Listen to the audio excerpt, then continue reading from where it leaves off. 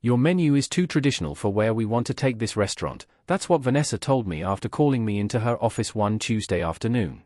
She'd owned Cloud Marsh Tech for barely 3 weeks and already had opinions about the food I'd been cooking for 7 years. I'm Jake Moretti, 43 years old, executive chef at what used to be Briarloft Bistro in Providence, Rhode Island. I'd built this place from a quiet neighborhood spot into one of the most respected restaurants on the East Coast, not with flashy techniques or molecular gastronomy, but with food that reminded people of something real. We need a fresh culinary identity, she continued, barely looking up from her laptop. Something more Instagram-worthy, more fusion, more excitement. I didn't argue, just nodded once and asked when my last day would be. She seemed surprised by that, by how easily I accepted it, like she expected me to beg or negotiate. But I don't beg for people to understand what they can't see. 7 years I'd poured my soul into those dishes.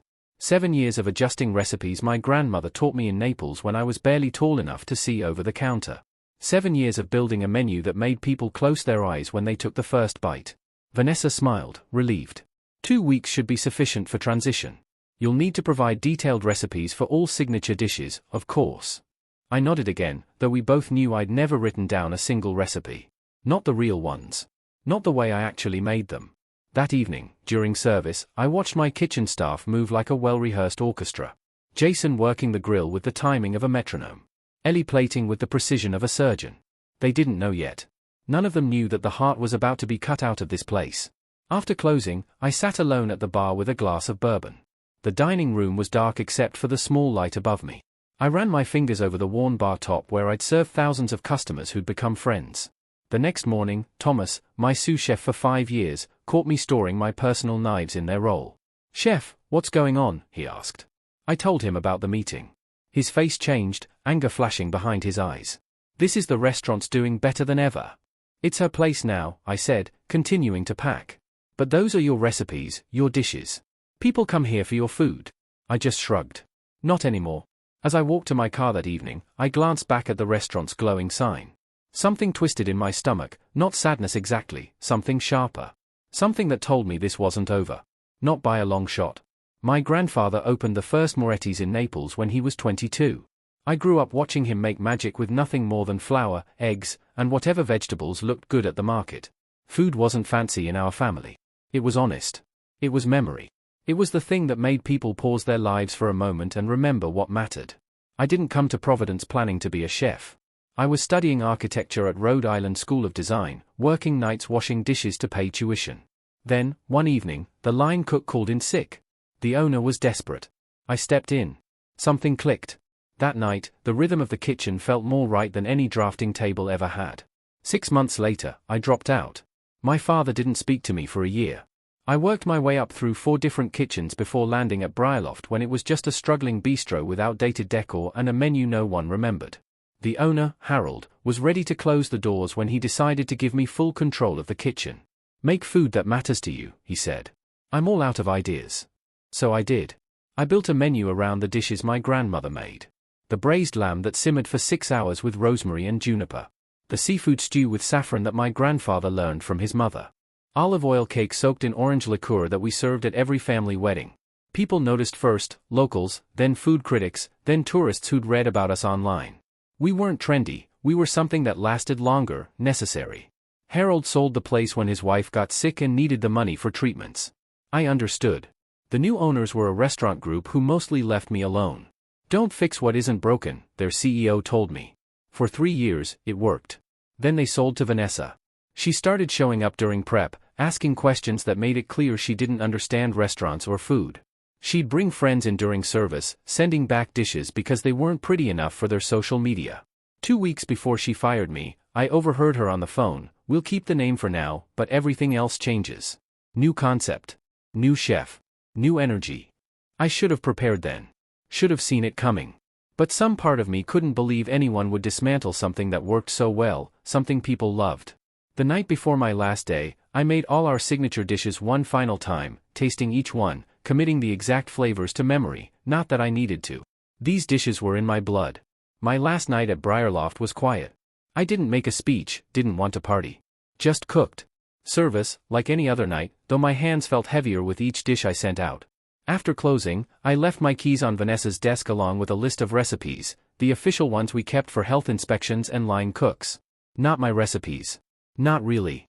I drove home to my small apartment and opened a bottle of Barolo I'd been saving, sat on my balcony looking at the city lights, and felt nothing. No anger, no sadness. Just a hollow space where 7 years of work used to live. The next morning, my phone buzzed with texts from the kitchen staff. Vanessa had brought in a new executive chef, some guy named Kevin who'd worked at a trendy spot in Boston. He was already changing things, they said. Rearranging the kitchen, talking about elevating the menu. I didn't respond. Just turned off my phone and took a walk downtown. 3 days passed before Thomas showed up at my door, still wearing his kitchen whites, eyes wild. "It's a disaster," he said, pushing past me into my apartment. "Kevin can't replicate anything. He's trying, but the dishes are coming out wrong." "They have the recipes," I said. Thomas gave me a look. "They have what you wrote down, not what you actually did." I shrugged and poured him a glass of water. "New chef, new restaurant. That's how it works. The regulars are noticing," Thomas continued. "Mrs. Carpenter sent back the lamb twice last night. Said it wasn't right." Mrs. Carpenter had been coming every Thursday for 5 years. Always ordered the lamb. Always told me it reminded her of the year she spent in southern Italy before her husband died. "They're doing a big relaunch next week," Thomas said. "Food critics, influencers, the whole show. Vanessa's calling it Briarloft Evolved." Something shifted in my chest, not satisfaction exactly, but recognition. The beginning of an answer to a question I hadn't fully formed yet. "You looking for work?" I asked. Thomas blinked. "What?" "My grandfather's old place downtown. The building's empty. Been sitting there since he died. I still own it."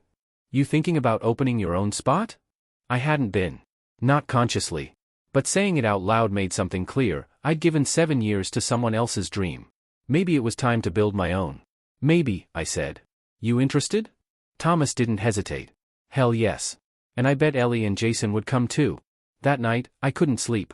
I pulled out my grandfather's old notebook, the one with half-written recipe ideas and notes about customers.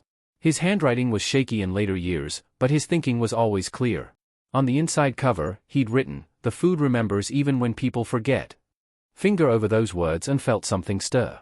Not anger at Vanessa or even a desire for revenge, something cleaner. The simple need to make food that mattered again, food that was mine. The week after I left, food bloggers started posting about changes at Briarloft, pictures of deconstructed versions of my dishes, foam where there should have been sauce, tiny portions arranged like abstract art. Comment sections filled with confused regulars. What happened to the real menu? This isn't what made this place special. I was painting my grandfather's old restaurant space when Vanessa called. First time I'd heard from her since I'd left. "Jake," she said, voice honey-sweet. "How are you?" "Fine. We're having some transition challenges. I was hoping you might be available for consultation, just to help smooth things over." I set down my paint roller. "What kind of challenges?" She paused. "Some of the signature dishes aren't coming out quite right. Kevin is talented, but customers are noticing differences." "You have the recipes," I said, repeating what I'd told Thomas. "Yes, but there seemed to be nuances missing." I almost laughed.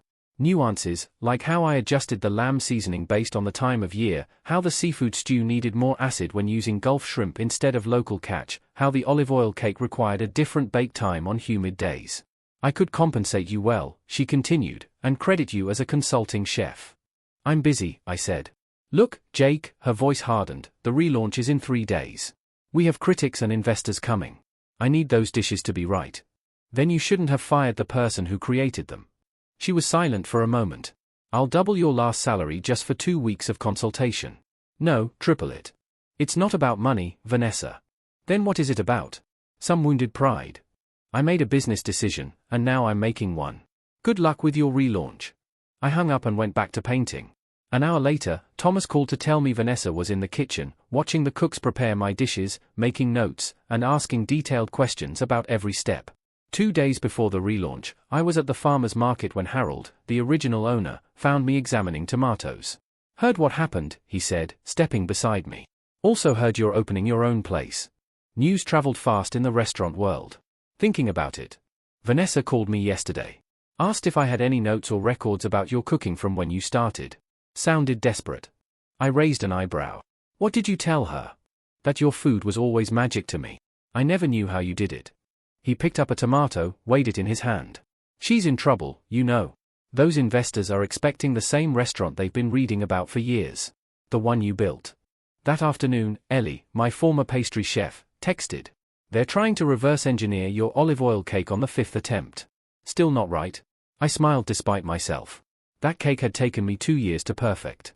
The night before the relaunch, Vanessa showed up at my apartment. I was surprised enough to let her in. One last offer, she said, not bothering with pleasantries. Come back. Full creative control. 20% ownership stake. I leaned against my counter. Why? Because the practice run tonight was a disaster. Because our reservations for the next month are built on your reputation. Because I made a miscalculation. For a moment, I considered it. 20% was significant. But then I thought about my grandfather's empty restaurant, about cooking on my own terms. I appreciate the offer, I said, but I've started something new. Her face hardened. If you're opening a competing restaurant, you should know your contract had a non-compete clause. You can't open within 5 miles of Briarloft for 2 years. I hadn't remembered that. Hadn't thought to check. Good to know, I said, opening my door. Good luck tomorrow. After she left, I called my cousin Anthony, who practiced business law. The non-compete was real and potentially enforceable. My new spot was only 2 miles from Briarloft. I'd hit a wall I hadn't seen coming. That night, I couldn't sleep. I reviewed my options: delay opening, move locations, fight the non-compete in court. None felt right. At 3 a.m., I drove to my grandfather's building and sat in the half-renovated space thinking. The next morning, relaunch day at Briarloft, I met with Anthony at his office. He reviewed the contract again, brow furrowed. There might be a loophole, he said finally. The non-compete specifies you can't open a similar restaurant concept with competing cuisine within 5 miles. And define similar concept? I asked. Your grandfather's place was a traditional Italian restaurant, right? Not new American like Briarloft. I considered this. My menu at Briarloft had Italian influences but wasn't strictly traditional. I'd been planning something similar for the new place, my dishes, my style, but not bound by tradition. What if I went old school? I said slowly. Completely traditional, my grandfather's exact recipes. Red checkered tablecloths. Chianti bottles with candles. Anthony nodded. Different enough concept that we could argue it doesn't compete directly. Risky, but possible.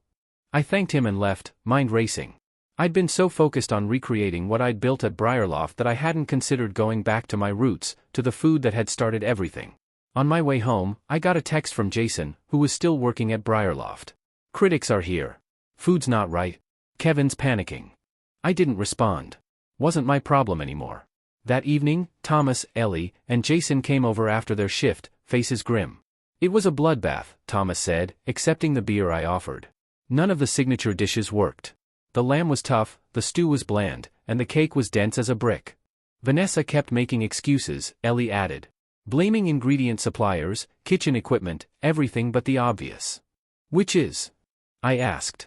That they don't have you, Jason said simply. We talked into the night about what had happened, how Kevin had tried to follow my written recipes but missed all the unwritten steps, how the critics had been visibly disappointed, how Vanessa had disappeared into her office halfway through service. There's more, Thomas said, lowering his voice, though we were alone in my apartment. I overheard Vanessa on the phone with someone, an investor, I think. Turns out she leveraged everything to buy Briarloft. Expected to flip it for a quick profit based on its reputation. I said nothing. Which was built on your food, he continued. She's in trouble, Ellie said.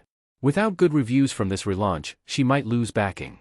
I should have felt satisfaction. Instead, I felt a strange sense of clarity. This had never been about my cooking.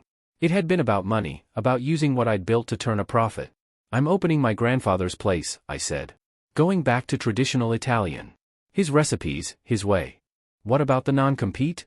Thomas asked. I explained Anthony's thinking, different concept, different target. And honestly, if she wants to fight me on it, let her try. Her restaurant's about to have bigger problems. The next morning, the first reviews appeared online. They were as brutal as expected, a pale imitation of its former self. All style, no substance. The soul of Briarloft has vanished. That afternoon, I signed a lease on a small storefront across from my grandfather's building, a place for a simple cafe, a place where I could cook while renovations continued on the main restaurant. I named it Moretti's Table. No concept, no gimmicks. Just food that mattered. On a hunch, I drove past Briarloft that night. The parking lot was half empty. A paper sign on the door announced, limited menu tonight.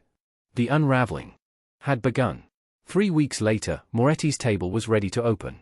Nothing fancy, just 12 tables, white walls, and my grandfather's old copper pots hanging in the kitchen. I'd handwritten the menu, 5 appetizers, 5 entries, 3 desserts, all his recipes, unchanged since he'd perfected them decades ago. I'd been careful about permits, licenses, everything legal. Anthony had reviewed all the paperwork to ensure we were protected if Vanessa decided to make trouble, but so far, she'd been silent, according to Thomas, who'd quit Briarloft along with Ellie and Jason. She was too busy trying to save her investment to worry about me. The night before opening, my father called. We hadn't spoken much since I'd left architecture school 15 years ago. "Your mother told me about the new place," he said. His voice sounded older than I remembered. "Opening tomorrow," I said. "Using Nono's recipes." "Everyone," I said. "Just like he made them." A long pause. "He'd be proud. More than he would have been of another architect in the family." Something tightened in my chest. "You should come sometime." "Maybe I will," he said. I kept his old recipe book, the real one with all his notes. "Your mother thought you might want it." I hadn't known it existed. I would very much. 2 days after we opened, with no advertising beyond an Instagram post by Ellie, we had a line out the door. Word had spread among Briarloft regulars that I was cooking again.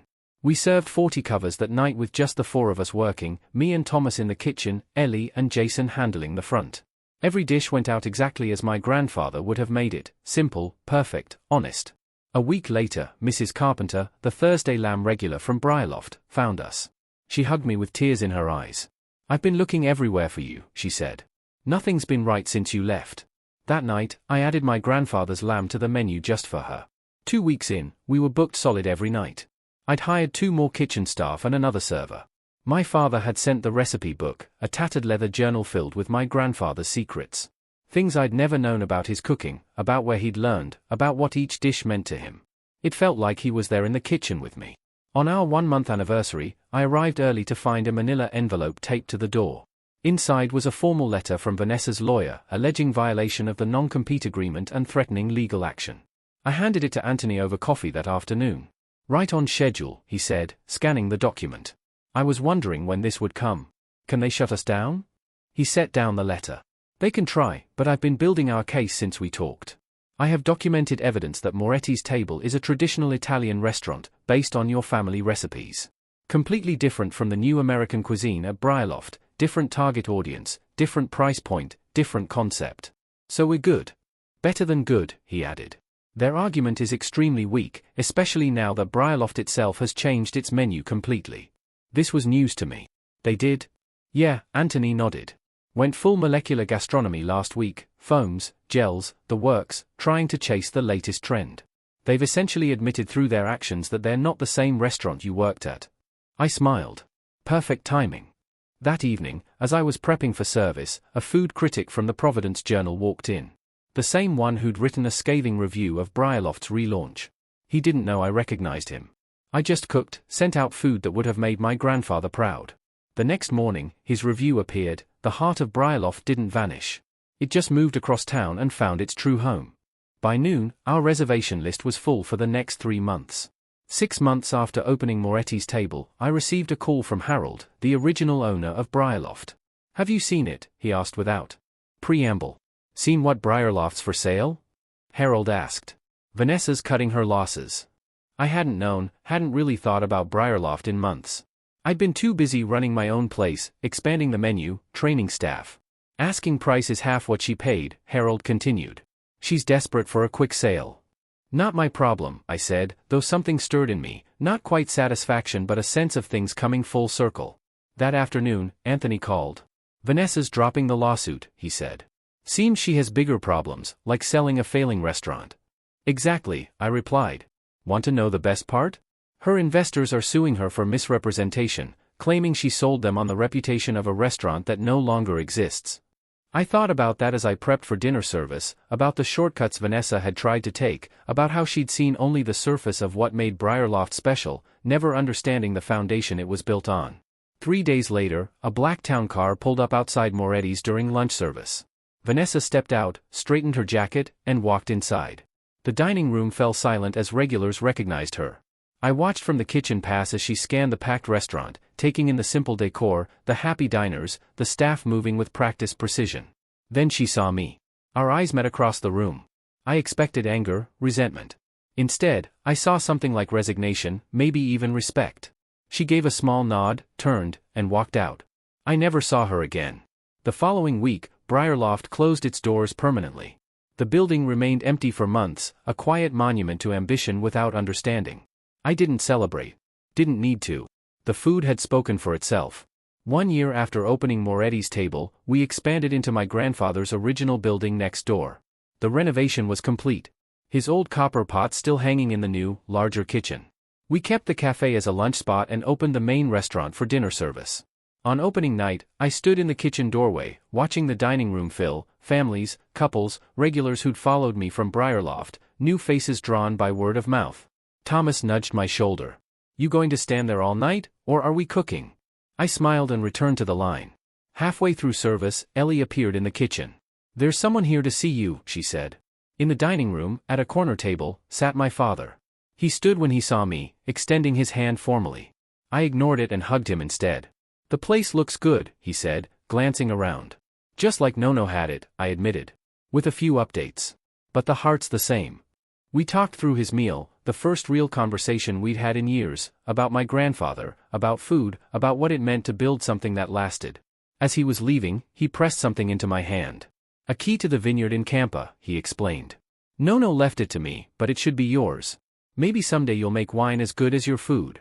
That night, after everyone had gone, I sat alone at the bar with a glass of my grandfather's favorite. Tomorrow, the dining room would be dark except for the small light above me. On the wall hung a framed copy of that Providence Journal Review. The heart of Briarloft didn't vanish. It just moved across town and found its true home. I'd never set out to destroy what Vanessa built. I'd only wanted to create something authentic, something true. In the end, that had been enough. Sometimes, the best revenge isn't revenge at all. It's simply doing what you were meant to do, and doing it well. I raised my glass to my grandfather's memory and to the empty chairs that would fill again tomorrow. This place wasn't just a restaurant. It was home.